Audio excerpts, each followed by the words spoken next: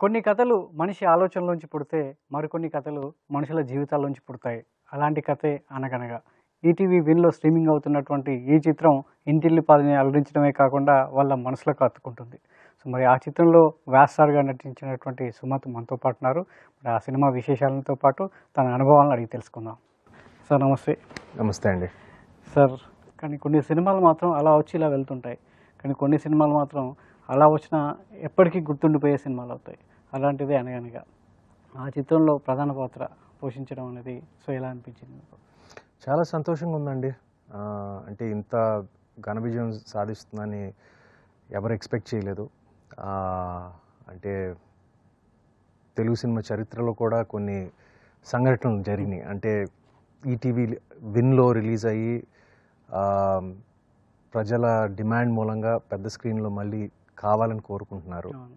So సైమల్టేనియస్‌గా ఇలా జరగటం అనేది ఇట్స్ వెరీ రేర్ కాదు, ఎప్పుడు జరగలేదు మన చరిత్రలో, తెలుగు సినిమా చరిత్రలో. So very happy about that. అంటే థియేటర్‌లోకొచ్చి ఓటీటీలో ఆడడం వేరు.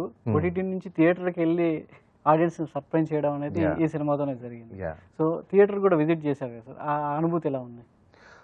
మేము విజయవాడ, వైజాగ్కి వెళ్ళామండి. అంటే కొంచెం లిమిటెడ్ థియేటర్లు రిలీజ్ చేస్తున్నారు, ఎందుకంటే primarily it's an OTT film.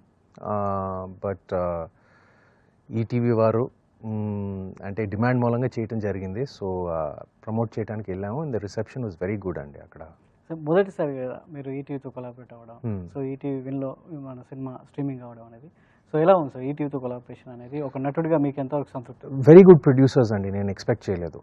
అంటే జనరల్గా జస్ట్ ప్రపోజల్ మేకింగే కాకుండా స్క్రిప్ట్ విషయంలో, మేకింగ్ విషయంలో చాలా జాగ్రత్తలు తీసుకుని, ఎందుకంటే నాకు first version of the script అంటే it's loosely adapted on Marathi film. అంటే ఆ మరాఠీ సినిమాకి ఈ సినిమాకి చాలా తక్కువ రిజెంబ్లెన్స్ ఉంటుందండి.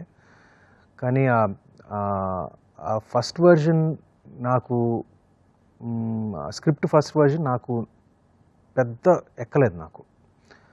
అప్పుడు మన దర్శకుడు సన్నీ, రైటర్ దీప్తి ఈ ప్రాజెక్ట్లో ఇన్వాల్వ్ అవ్వలేదు. కానీ వాళ్ళు ఇన్వాల్వ్ అయిన తర్వాత నేను ఫస్ట్ వర్జన్ నాకు నచ్చలేదని నేను చెప్పాను. చెప్పిన తర్వాత అయినా కూడా వాళ్ళకి స్క్రిప్ట్ మీద ఏదో ఒక నమ్మకం ఉంది. అండ్ సన్నీ, దీప్తి వాళ్ళు ఇన్వాల్వ్ అయ్యాక ఒక రెండో వర్జన్ నా దగ్గర 3 నెలల తర్వాత తీసుకొచ్చారు. నేనేమో అది ఫస్ట్ వర్జన్ నాకు నచ్చలేదు కాబట్టి ఇది కూడా లో ఎక్స్పెక్టేషన్స్తో విన్నాను నేను. కానీ సర్ప్రైజింగ్లీ అది it was extraordinary. And ETV వారు they wanted me only. So నా కోసం ఆ 3-4 నెలలు వెయిట్ చేసి ఇంకో వర్జన్ రాసి నన్ను కన్విన్స్ చేయటం కాదండి, స్క్రిప్ట్నే ఒక యావరేజ్ స్థాయి నుంచి ఒక వెరీ పెద్ద స్థాయికి తీసుకొచ్చారు. అండ్ మిగతా విషయాల్లో కూడా ప్రమోషన్స్లో కానివ్వండి, just the general production values ఇవన్నీ నాకు బాగా నచ్చినాయి. అందుకనే ఇప్పుడు ఫ్యూచర్లో కూడా మా అసోసియేషన్ ఈటీవీతో ఇంకా ఫ్యూచర్లో కూడా కొనసాగుతుందండి. My appreciation and my thanks to Bapineedu garu, Sai Krishna, Nithin and all the other people involved from ETV.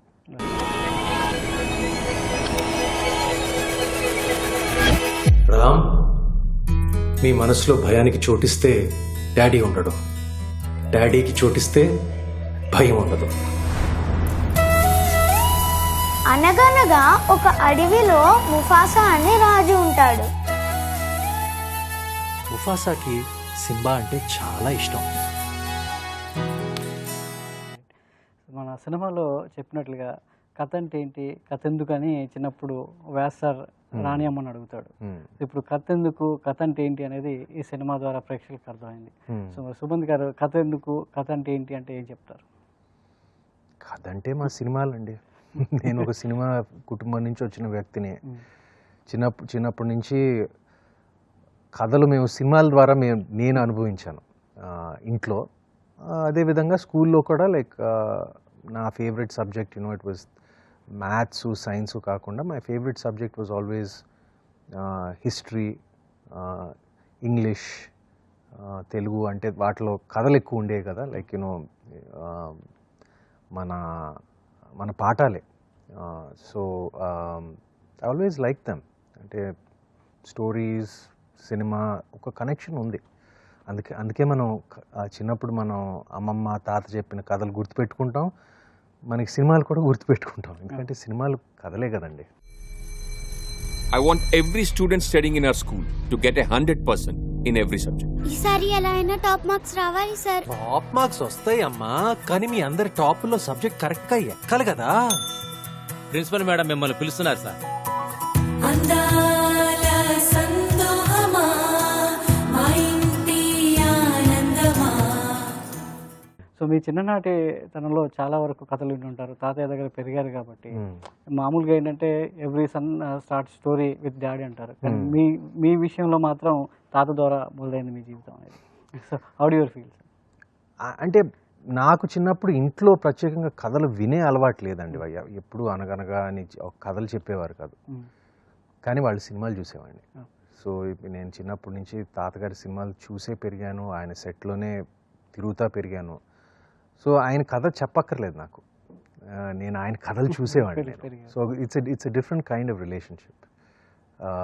But ఆయన సినిమాల దగ్గర నుంచే, ఆయన సినిమాల నుంచే నేను చాలా వరకు నేను నటన నేర్చుకున్నాను.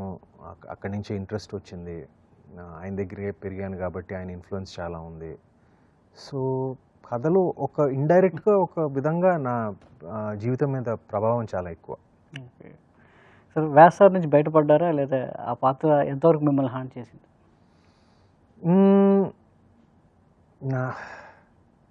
It's a very special character అండి. నా కెరియర్లో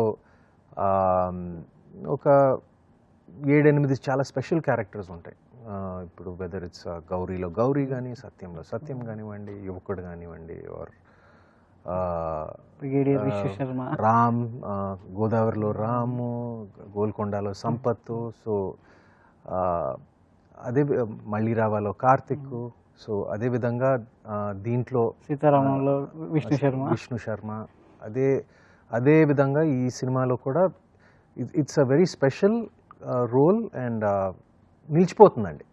కానీ నేను మాత్రం అలా ఒక క్యారెక్టర్కి ఇన్వాల్వ్ అయ్యి హాంట్ అయిపోయే రకాన్ని కాదండి. నాకు యాక్టింగ్ అంటే for me is camera on, camera of, script చదవటం, స్క్రిప్ట్లో ఇన్వాల్వ్ అయ్యి చేయటం. కానీ I'm not a method actor. అంటే ఇప్పుడు సినిమా అయిపోయింది, ఇప్పుడు నేను వ్యాస్ని, ఆ వ్యాస్ క్యారెక్టర్ ఇట్స్ హాంటింగ్ మీ అనేది ఉండదండి. బట్ నేను ఎప్పుడు ఆ క్యారెక్టర్ మీద ఒక రుణం ఉంటుంది.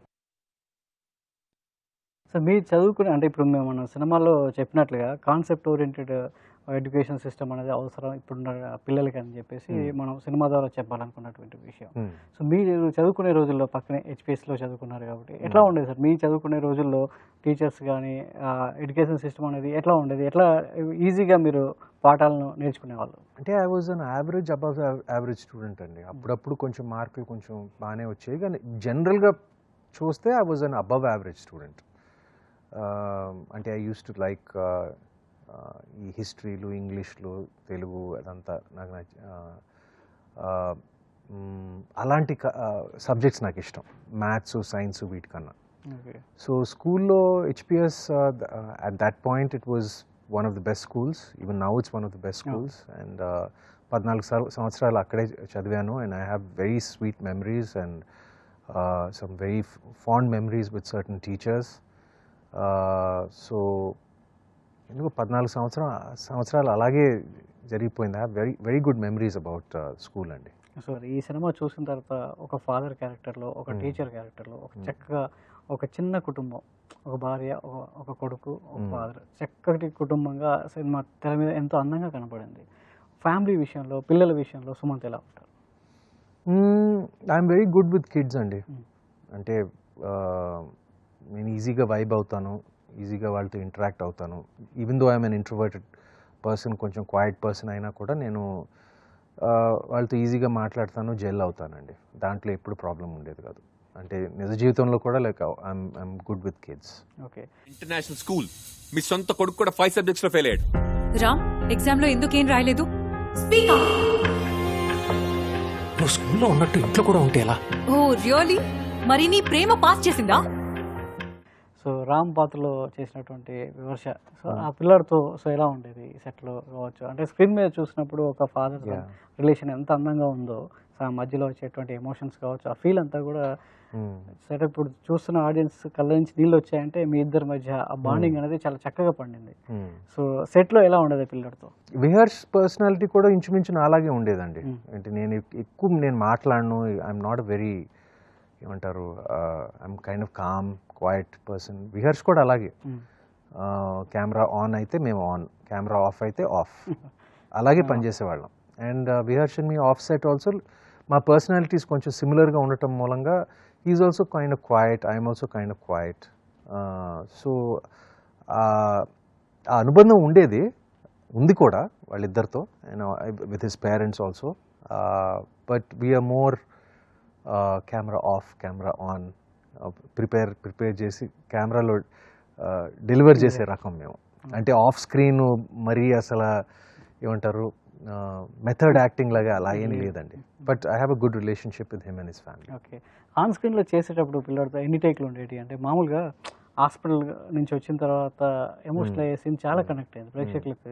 చిన్న పిల్లల నుంచి పెద్దవాళ్ళందరూ కూడా థియేటర్లో ఆ ఎమోషన్ అవ్వడం అనేది బాగా కనెక్ట్ అయింది. ఆ సీన్ గురించి చెప్తారా? నేను ఆ సీన్ ఫస్ట్ టైం నేను చదివినప్పుడు, నాకు స్క్రిప్ట్ చదివినప్పుడు నాకు కూడా లైక్ ఐ టియర్డ్ అప్, కళ్ళ మట్టి నీళ్ళు వచ్చినాయి. And I knew this was at least నాకు అప్పుడు I knew this was connect ఆ సీన్కి కనెక్ట్ అయ్యాను. Plus it's a very important scene. And ఈ సీన్ కూడా కరెక్ట్గా చేస్తే పండుతుందని నాకు నమ్మకం ఉందండి. So I don't know, we just acted it out and it just came అండి.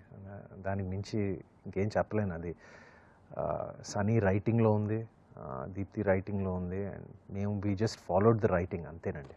బుక్స్ చూడకుండా చదివి టాపర్ ఎలా వచ్చా? అనగనగా ఎడ్యుకేషన్ వేరు, ఎంటర్టైన్మెంట్ వేరు. దేన్నో తీసుకొచ్చి సింహాసనం మీద కూర్చోబెట్టి అదేదో చేసింది కదా, నాకు సరిగ్గా గుర్తులేదు, మీ ఆయన చెప్తుంటాడు. వాట్స్ హ్యాపెనింగ్ యాస్? I you out of your mind? ఇప్పుడు ఆలోచించాల్సింది రామ్ గురించి. నీలా బట్టలు వేయడం స్టార్ట్ చేశాడు, నీలా బుక్స్ చదవడం స్టార్ట్ చేశాడు, అండ్ పెద్దయ్యాక నీలానే he will end up nothing. Okay sir, ఈ కథలో అంటే చాలా కీలకమైనటువంటి అంశం వ్యాస్ సార్ ఎంత తన లక్ష్యం ఏంటి, ఆ కొడుకు చెప్పినటువంటి విషయాల ఆధారంగా ఒక స్కూల్ని, ఒక ట్యూషన్ నుంచి ఒక స్కూల్ పెట్టడం వరకు కరికులం ఎలా ఉండాలి, మన ఇతిహాసాల నుంచి పాఠాలను ఇప్పుడున్న తరానికి ఎలా బోధించాలని ఒక కరికులం తయారు చేస్తాడు వ్యాస్ సార్ అనే వ్యక్తి. అది చూస్తున్నప్పుడు సో ఒక ఆడియన్గా కావచ్చు, లేదంటే సొసైటీలో ఉన్నటువంటి ఒక వ్యక్తిగా మీకేమనిపించింది ముందు స్క్రిప్ట్ చదువుతున్నప్పుడు? అంటే అది ఎంతవరకు నిజ జీవితంలో ప్రాక్టికల్ అనేది, మేము సినిమా తీసినప్పుడు కొన్ని సినిమాటిక్ లిబర్టీస్ తీసుకుంటామండి. బట్ డెఫినెట్గా అది వ్యాలిడ్ పాయింట్ అది. అంటే ఇప్పుడు అంటే ఒక ఫోటో సింథసిస్ పిల్లలకి నేర్పాలంటే ఒక కథ రూపంలో చెప్తే లైక్ ఈజీగా అబ్జర్వ్ అవుతుంది.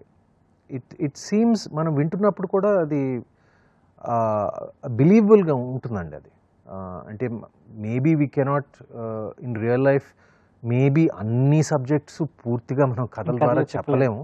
బట్ ప్రాక్టికల్గా అట్లీస్ట్ ఒక ద బేసిక్ నాలెడ్జ్ ఏడో తరగతి వరకు ఆ ఫౌండేషన్ బాగుంటే ఫ్యూచర్లో కూడా బాగుంటుంది అనే దాంతో లైక్ అలా వెళ్ళామండి. సో అంటే అది ప్రాక్టికల్గా ఎంతవరకు కరెక్టో లేదో నాకు నిజంగా తెలియదు. That is the job of experts. But మేము సినిమాలో చూపించినప్పుడు అది ఇట్ సీమ్డ్ క్వైట్ లాజికల్ అండి. అది జరగొచ్చు అంటే కొన్ని పాఠాలు white blood cells, red blood cells, అది కథల ద్వారా చెప్పొచ్చు అనేది క్లియర్గా ఎస్టాబ్లిష్ చేశాం. రామ్ నన్ను వదులు, రామ్ నన్ను వదలమన్నానా?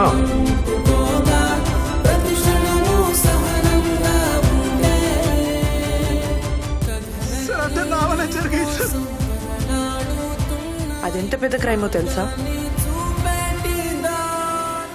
చాలా సినిమాలు చూస్తూ ఉంటారు, ఒకరినొకరు మాట్లాడుకోవడం, అప్రిషియేట్ చేయడం చేస్తూ ఉంటారు. కానీ ఈ సినిమా విషయంలో ఓటీటీకి వచ్చింది కాబట్టి ఈ సినిమా విషయంలో ఇండస్ట్రీ నుంచి ఎలాంటి రియాక్షన్స్ ఉన్నాయి? చాలామంది మెసేజ్లు చేయటం, ఫోన్లు చేయటం, చాలామంది అసలు my phone was ringing off the hook. ఎన్నో మెసేజెస్ వచ్చినాయి, ఎన్నో కాల్స్ వచ్చినాయి.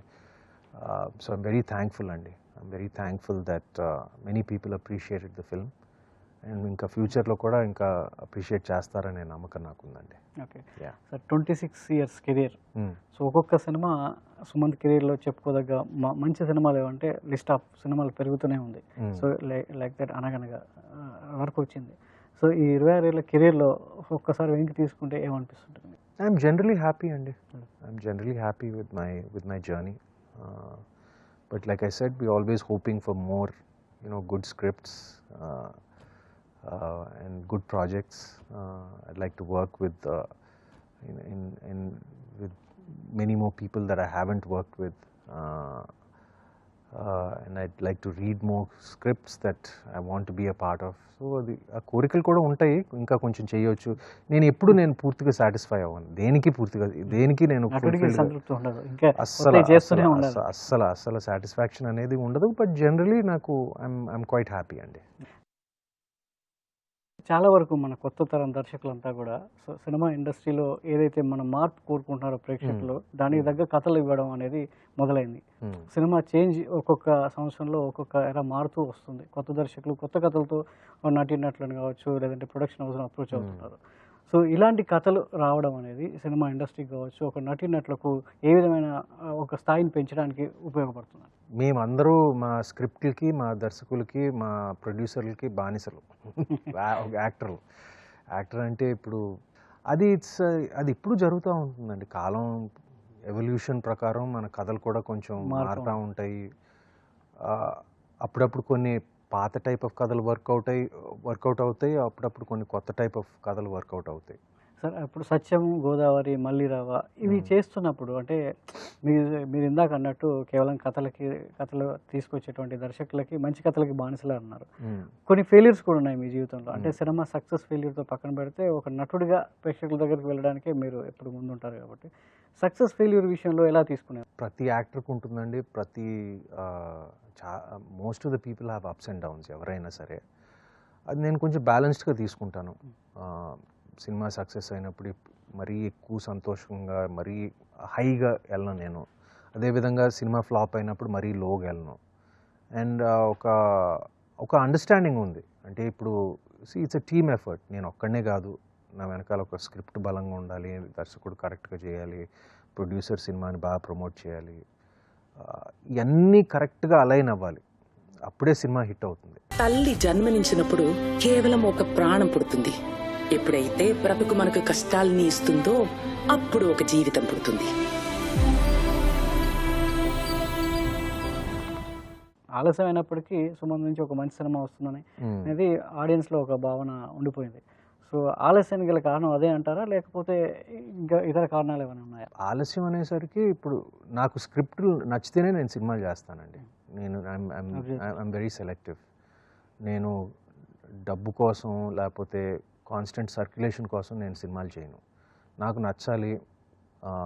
కొన్నిసార్లు నాకు కొంచెం బిఫోర్ కొన్నిసార్లు అంటే ఇప్పుడు కంటిన్యూస్గా పని చేయాలి అనే ఫీలింగ్ ఉండేది. కానీ నాకు ఇప్పుడు ఆ తొందర ఏం లేదండి. నాకు స్క్రిప్ట్ నచ్చితేనే నేను చేస్తాను. People might call me selective, but అప్పుడప్పుడు గ్యాప్లు ఉంటాయి, అప్పుడప్పుడు గ్యాప్లు ఉండవు. దీని తర్వాత ఇప్పుడు my next movie will be releasing very shortly.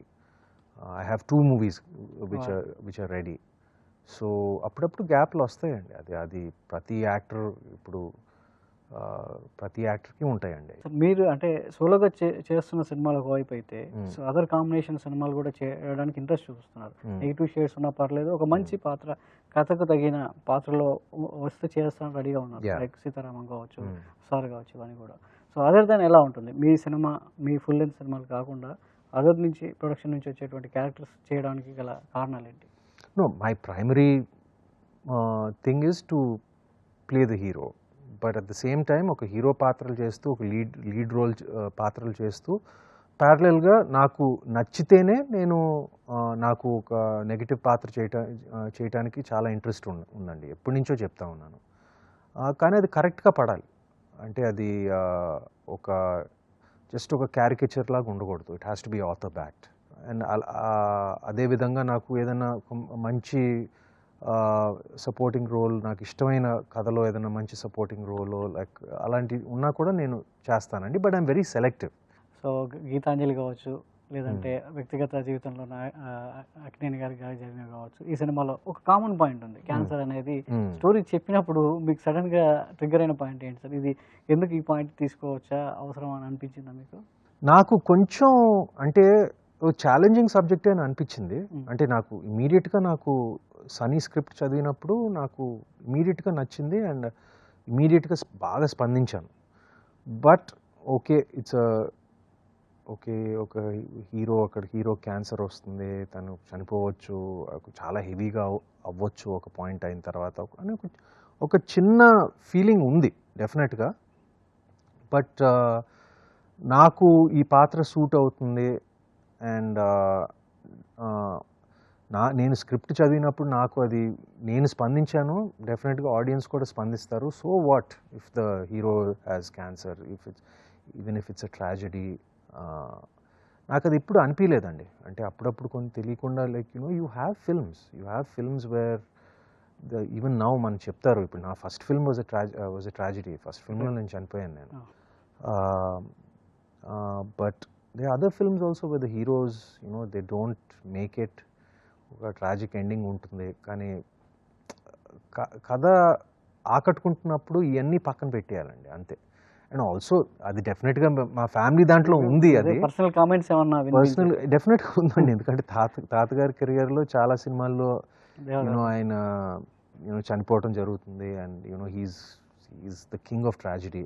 అదేవిధంగా ఇప్పుడు చిన్మయ్య కూడా చాలా సినిమాల్లో మజ్ను నుంచి గీతాంజలి ఆర్ అన్నమయ్య ఆర్ ఒక ఎండింగ్, ఒక చిన్న బాధ ఉంటుంది, ఒక చిన్న అది ఉంటుంది. అది మేబీ మా ఫ్యామిలీకి అది ఏమంటారు, అచ్చొచ్చింది, ఏమంటారు తెలుగులో అంటారు కదా, ఇట్స్ అ పార్ట్ ఆఫ్ ఆ థింగ్, అంతే, చెప్పలేం. దేన్నో తీసుకొచ్చి సింహాసనం మీద కూర్చోబెట్టి అదేదో చేసింది. నాకు సరిగ్గా గుర్తులేదు, మీ ఆయన చెప్తుంటాడు. వాట్స్ హ్యాపెనింగ్ యాస్? Are you out of your mind? ఇప్పుడు ఆలోచించాల్సింది రామ్ గురించి. ఎందుకు రామ్ నేనంటే నీకు అంత ఇష్టం? ఎందుకంటే నువ్వు నాన్నవి కదా.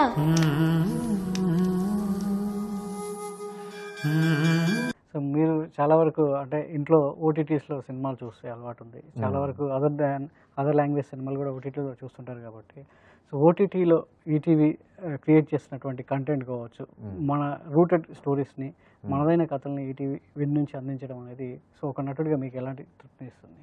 నాకు 90s బాగా నచ్చిందండి. నాకు ఈటీవీలో విన్లో వీరాంజనేయ విహారయాత్ర కూడా చూశాను, అది బాగుంది సినిమా. So I'm happy that those two movies were very successful for ETV. And అదేవిధంగా ఇప్పుడు అనగనగా ఇంకొక ఎత్తులో తీసుకెళ్ళింది కాబట్టి I'm just very happy that uh collaboration has worked out. So ఫ్యూచర్లో కూడా మేము కొలాబరేట్ చేయాలని అనుకుంటున్నాము అండ్ తప్పకుండా జరుగుతుందండి. And ETV also is known for making like this family oriented, అందరూ కలిసి చూడగలిగే సబ్జెక్టులు. అండ్ ఐఎమ్ హ్యాపీ దట్ నేను అనగనగా ద్వారా దానికి కాంట్రిబ్యూట్ చేశాను. But ETV win also they want break out of that thing స్లైట్గా. That's what I been told. And అందుకే ఇప్పుడు నా next cinema with ETV win will be a thriller అండి. ధన్యవాదాలు సుమంత్ గారు. థ్యాంక్ యూ అండి. సో ఇలాంటి మరిన్ని మంచి చిత్రాలు మీ నుంచి రావాలని చెప్పేసి మనస్ఫూర్తిగా కోరుకుంటున్నాం. సో ప్రేక్షకులు ఏదైతే మీ నుంచి ఆశిస్తున్నారో అలాంటి పాత్రలు కావచ్చు, అలాంటి సినిమాలు మరిన్ని ఎంపిక చేసుకోవాలని మనస్ఫూర్తిగా ఆశిస్తున్నాం. థ్యాంక్ యూ అండి. సో ఇది విన్నర్గా అనగనగా గురించే కాకుండా తన జీవితంలో వచ్చేటువంటి మంచి కథల ద్వారా ప్రేక్షకుల ముందుకు వచ్చేందుకు ఎప్పుడు సిద్ధంగా ఉంటానని చెప్తున్నారు సుమంత్ గారు.